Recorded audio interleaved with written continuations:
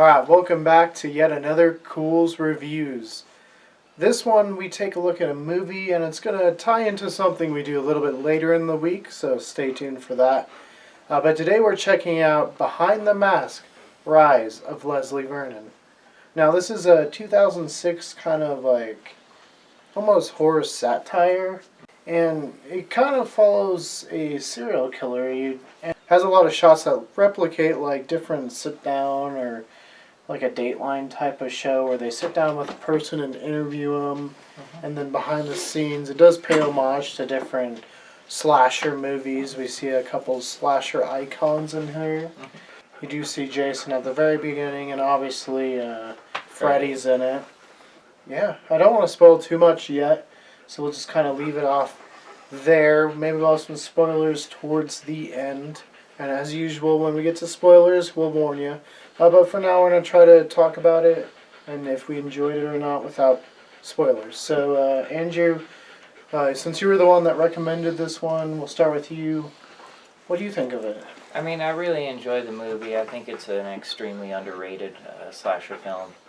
I do like the setup part. Not spoilery, but with the brick and just on the string. Just I did enjoy that. Yeah, the branch part was probably one of my favorites. Alright. Sam, what about you?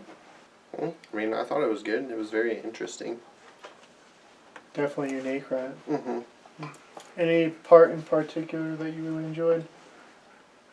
Or do we have to wait? We'll probably have to wait. Okay. Alright, and Matt, what about you? Well, yeah, I liked it. It had my sweet little friend Zelda from Poltergeist in it, you know.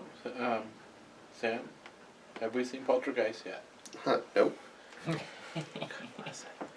If you don't know, Matt, he got obsessed with Poltergeist. You can see that video link above our Spirits of Silver Screen episode on it. So that was your favorite part, obviously? Yeah.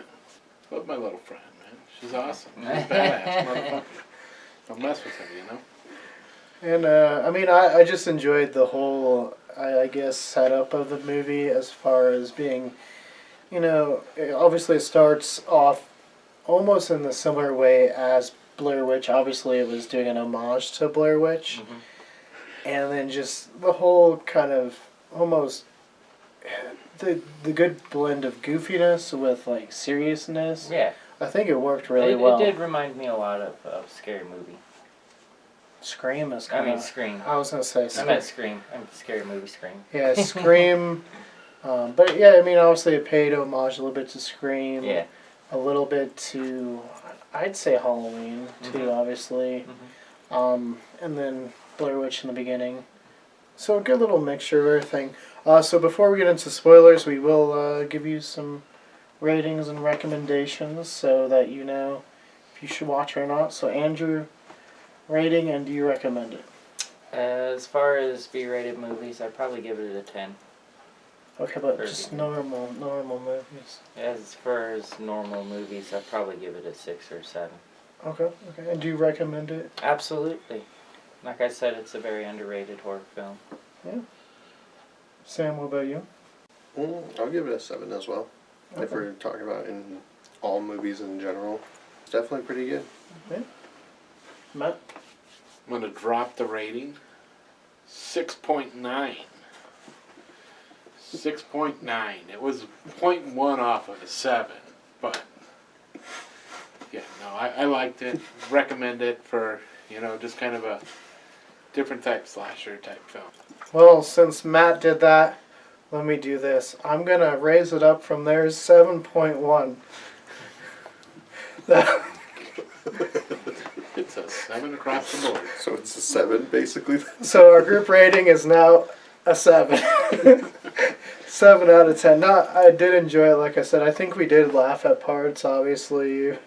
And it does blend it very well between the comedy and I think the more slasher aspect. It's not as bloody as you'd think it would be. But towards the end it does get kind of bloody. It did leave it open for a sequel. We'll talk about that pretty soon here because... So as long as you see these words right here, spoilers, so wait till the end and then the spoilers will go away. But this is your final warning. Andrew, any spoiler-really thing you want to talk about with this? I would just go straight to it with the twist at the end. You know, every slash movie seems to have that one key component, the girl, the virgin, That survives. that survives. Yeah, it's something, I don't know if you've seen Cabin in the Woods, but they do kind of make light of that in there as well. Giving it that extra twist at the end, showing that, you know, Taylor was the actual one. Yeah, where she thought, you know, she'd come in and actually contacted, but he had set this whole thing up for her. And From the beginning. From the beginning, and really kind of gave her the tools to help her survive. Mm-hmm.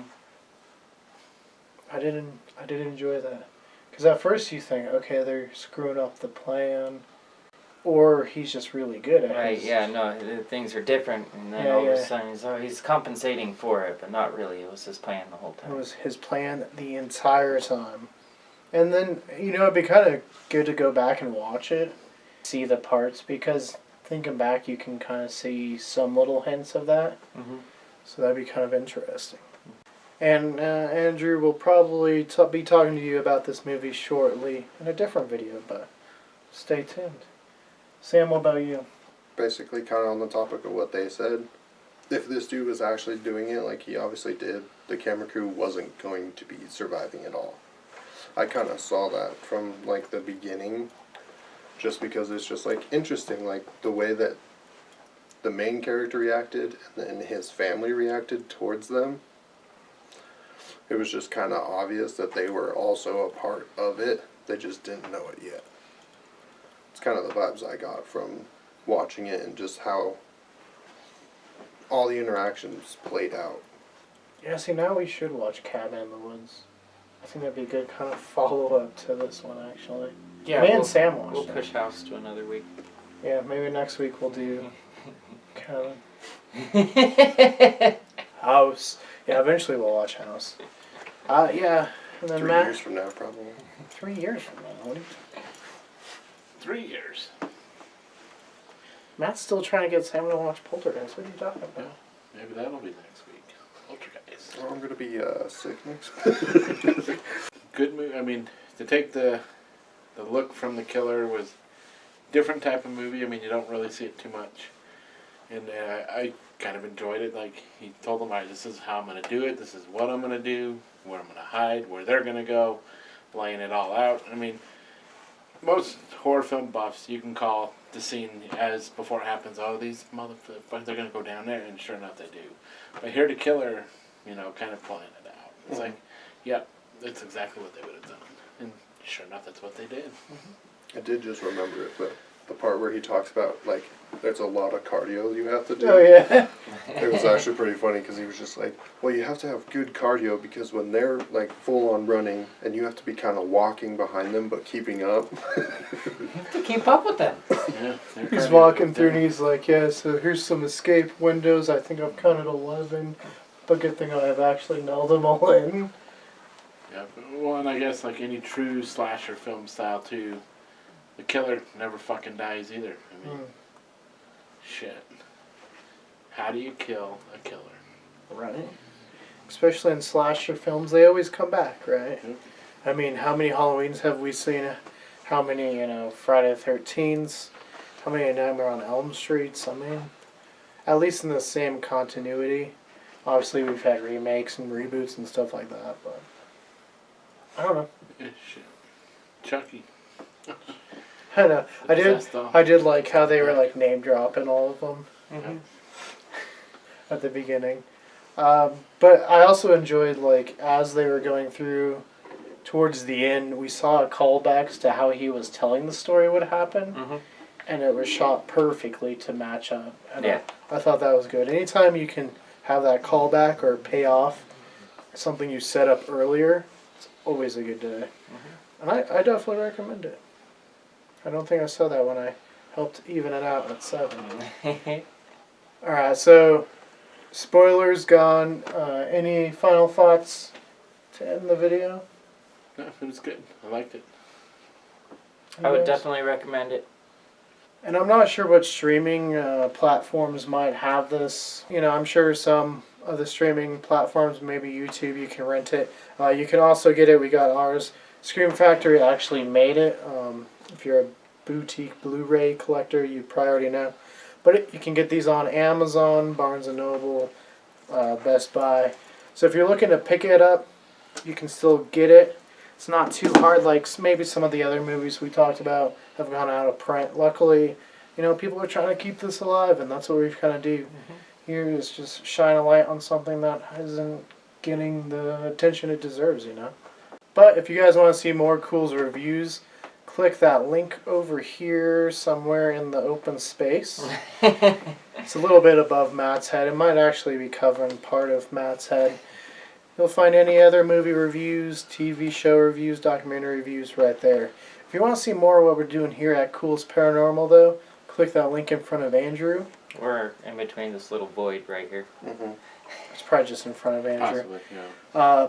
And don't forget to hit the like and give us a Subscribe.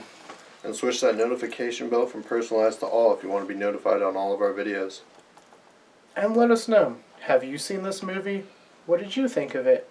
And is there a movie you want us to talk about?